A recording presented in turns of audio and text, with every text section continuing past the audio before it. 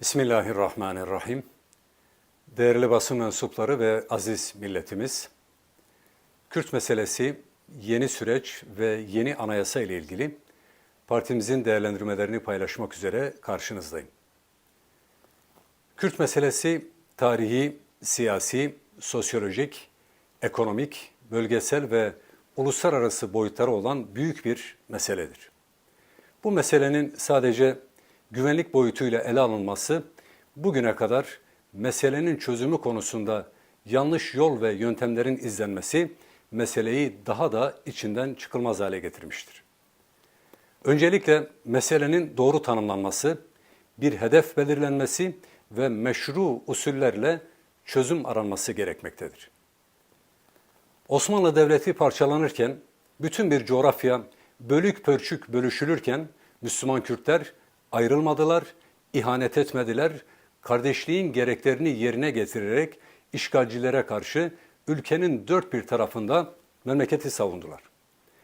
Bu ülkenin kurucu unsurlarından birisi olan Kürtler, yeni rejimin kuruluşundan bir müddet sonra red, inkar ve asimilasyon politikalarına maruz kaldılar. Ne yazık ki sonrasında kendileri de, dilleri de yok sayıldı. CHP'nin iktidarda olduğu tek parti döneminde devletin Kürtlere yaptığı zulümler hafızalardan silinmemiştir. Tek parti dönemindeki katliam, tenkil ve tehcir politikalarından kaynaklanan uygulamalar, dil yasakları ve bunların ağır sonuçları ne yazık ki ülkeye büyük travmalar yaşatmıştır. 12 Eylül cuntasının zulümleri de buna tuz biber olmuştur. Tek parti döneminde aralarında kadın ve çocukların da olduğu on binlerce Kürt hunharca katledildi. Sözde Kürtlerin haklarını savunma iddiasıyla ortaya çıkan PKK da tek parti zihniyetini devam ettirerek Kürtlerin yoğun olarak yaşadığı yerlerde köyleri basarak kadın ve çocuklar da dahil on binlerce Kürt'ün kanını döktü. PKK tek parti dönemi ve sonraki dönemlerde gerçekleştirilen darbe süreçlerinden beslenen Kürtlere yönelik baskıcı politikaları ve uygulamaları kendi örgütsel varlığı için bir propaganda malzemesine dönüştüren Marksist ve Leninist bir örgüttür.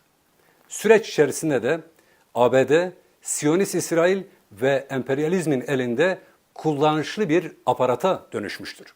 Dolayısıyla PKK, Kürt meselesinin bir sonucu değil, kendi örgütsel çıkar ve menfaatleri için Kürt meselesinden beslenen, kendi varlığını tahkim etmek için en büyük bedeli Kürtlere ödeten, ABD'nin bölgesel planlarında kullandığı kirli bir yapıdır.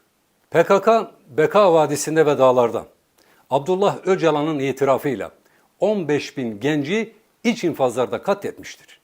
Cezaevlerinde ve başka yerlerde ihanetle suçlanarak öldürülenler de bu sayının dışındadır. PKK'nın ihanet iddiası ve iç hesaplaşma sahikiyle öldürdüklerinin neredeyse tamamı Kürttür. Sadece 2015'teki Çukur olaylarında 7 bin genci örgütün anlamsız isteklerine ve Türk solunun devrim fantazilerine kurban edip Kürt şehirlerini yağmalayan da yine PKK'dır. Kan dökme konusunda tek parti ve darbeci zihniyetle aynı noktada buluşan PKK, Kürtlerin haklarının değil, örgütün şiddetinin konuşulmasına zemin hazırlayarak meselenin siyasi, sosyal ve kültürel yönleriyle konuşulmasının önüne geçmiştir. Maalesef 40 yılı aşkın bir süredir PKK sorunuyla Kürtlerin meşru hak ve talepleri birbirine karıştırıldığı için Kürt meselesi tam anlaşılmadığı gibi bir çözüm de bulunamamıştır. Kürt meselesi bir hak ve hukuk meselesidir. Bu nedenle meselenin çözümü şartlara bağlanmamalı ve pazarlık konusu yapılmamalıdır. Kürt meselesiyle şiddet sorunu birbirinden ayrıdır. Kürt meselesi elinde silah olanlarla asla konuşulmamalıdır. Şiddet sorunu ise başka bir konudur. PKK silah bıraksa da bırakmasa da Kürtlerin hakları tamam tanınmalıdır. Kürt meselesinde muhatap başta siyasi partiler ve örgütlü yapılar olmak üzere milletin tamamıdır. Hiçbir parti ve yapı tek başına Kürtlerin temsilcisi değildir. Kürt meselesinin bugüne kadar çözülememesinin en önemli sebeplerinden biri de bürokrasideki dirençtir ve PKK yaptığı eylemlerle bu meselenin çözülmesini istemeyen bürokratlara bahane oluşturmaktadır.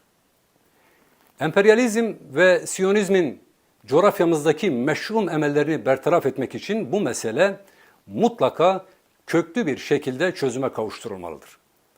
Daha önce de defaatle vurguladığımız gibi Kürt meselesinin çözümü ancak hak, hukuk ve kardeşlik zaviyesinde İttihad-ı İslam fikrinin esas alınmasıyla mümkündür. İttihad-ı İslam anlayışının temelinde ise kardeşlik, diğergamlık ve dayanışma vardır. Kardeşliğin sadece edebiyatı yapılmamalı, bunun hukuku cari olmalı, Kürtlerle Türklerin adalet temelinde kardeşliği mutlak surette tesis edilmelidir. Kürtlerin ekseriyeti Müslümandır. Kürtler sadece Allah'ın kendilerine hak olarak verdiklerini istemektedirler. Ancak en temel ve meşru bir hak olan ana dilde eğitimin önünde anayasal engeller vardır. Milyonlarca Kürt'ün dili olan Kürtçenin resmi bir statüsünün olmaması bir çelişkidir. Kardeşlik hukukunun bir gereği olarak bu çelişkiye son verilmelidir. Kürtler adına gayri hukuki ve gayrimeşru yol ve yöntemlere başvuran örgütün de aslında Kürt meselesinin çözümü gibi bir derdi ve tasası yoktur. Kürt meselesi ne zaman gündeme gelirse PKK terör yöntemleriyle Kürt meselesinin konuşulmasının önüne geçmiş, konunun şiddet temelinde konuşulmasına sebep olmuştur.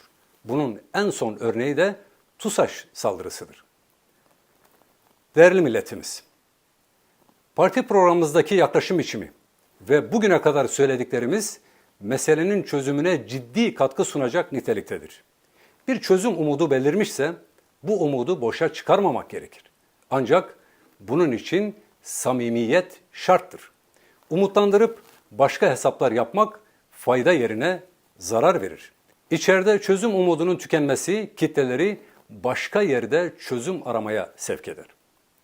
Bize göre Kürt meselesinde çözümün adresi Ankara'dır. Çözüm için bir süreç başlayacaksa bu şeffaf olmalı, kapalı kapılar arkasında ve anlaşılmaz olmamalıdır. Daha önceki süreçlerde yapılan yanlışlar tekrar edilmemelidir. Özellikle de Kürt meselesiyle PKK sorunu birbirinden mutlaka tefrik edilmelidir. Kürtlerin talepleri ve hakları hiçbir şekilde bir tek örgüt ve parti ile pazarlık konusu yapılmamalıdır. Türkiye'nin son 20 yılda bu meseleyle ilgili attığı adımlar ve kat edilen mesafe elbette kıymetlidir. Sayın Cumhurbaşkanı'nın Türkiye yüzyılı vurgusu da önemli ve değerlidir. Türkiye 1. yüzyılını geride bıraktı. Kardeşliğin, birliğin ve adaletin tesis edilemediği bu yüzyıl bize göre kayıp yüzyıldır. Türkiye artık yeni bir yüzyıla girmiştir. Önümüzdeki yüzyılın da kayıp yüzyıl olmaması için 1000 yıl önce Malazgirt'teki İslam kardeşliği temelinde yeni yüzyılı inşa etmemiz gerekir.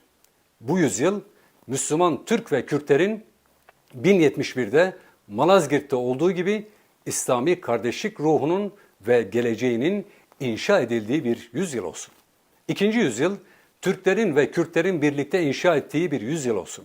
Bu zor gibi görünse de imkansız değildir. Elhamdülillah Müslümanız. Çözüm de İslam'da, İslam kardeşliğindedir. Hüdapar olarak Kürt meselesinin çözümü için üzerimize düşeni yapmaktan geri durmayacağız. İslam ortak paydasında birleşelim, kardeşlik hukukunu tesis edelim, hep birlikte kardeşler olarak iri ve diri olalım. Yoksa ABD, emperyalist Batı ve Siyonizm bizi parça parça edip yutacak. Kürt meselesinin çözümü anayasa ile ilgili bir meseledir. Anayasada değiştirilemezlik ilkesiyle ilgili katı tutum da bu meselenin çözüme kavuşturulmasının önündeki engellerden biridir. Bu ülkenin ve milletimizin yeni bir anayasaya şiddetle ihtiyacı vardır. Ancak bu anayasanın yeni olması elzemdir. Sadece mevcut anayasanın üzerindeki junta anayasası algısını değiştirmeye matuf, aynı muhtevaya sahip bir anayasa olmamalıdır. Geçmiş yüzyılda yaşanan acılardan ders alınarak ve yeni yüzyılda kardeşlik ve güç birliğini tesis etme vizyonunu taşıyacak bir anayasa olmalıdır. Yeni anayasa ülke sosyolojisi tüm yönleriyle hesaba katılarak yapılmalıdır. Bir İslam ülkesi olmamıza, halkın, meclise girenlerin ve bu ülke için askerlik yapan ve bu uğurda ölenlerin kahir ekseriyeti Müslüman olmasına rağmen anayasaya bunun yansımamış olmasını doğru bulmuyoruz. Hiç kimsenin inancının gereğini yerine getirmekten engellenemeyeceği ve inancına aykırı bir şeyi yapmaya veya söylemeye zorlanamayacağı yeni anayasada güvence altına alınmalıdır. Çünkü memlekette dindar insanlar laiklik ve Kemalizmden çok dayak yedi. İnsanlar laiklikle Kemalizmin sopa olarak kullanılmasından bıktı. Toplumumuz bu dayatmanın devam etmesini istemiyor. Yeni anayasayla mevcut durum devam edecekse bu yeni anayasa olmayacaktır. Herkesin kendisine göre bir laiklik tanımlaması vardır. Yıllarca Jacoben laiklik anlayışıyla dindar insanlar ezildi. Kamu kurumları ve okullar başörtülü kızlarımıza, bacılarımıza ve annelerimize yasaklandı. Bu ülke yakın dönemde postmodern 28 Şubat darbesini yaşadı. O toplumsal travmaların yaşanmaması için alınacak en büyük tedbirin yeni anayasa olacağı gözden kaçırılmamalıdır. Laiklik, dindarların başına inen sopa veya Damokles'in kılıcı olmaktan mutlaka çıkarılmalıdır.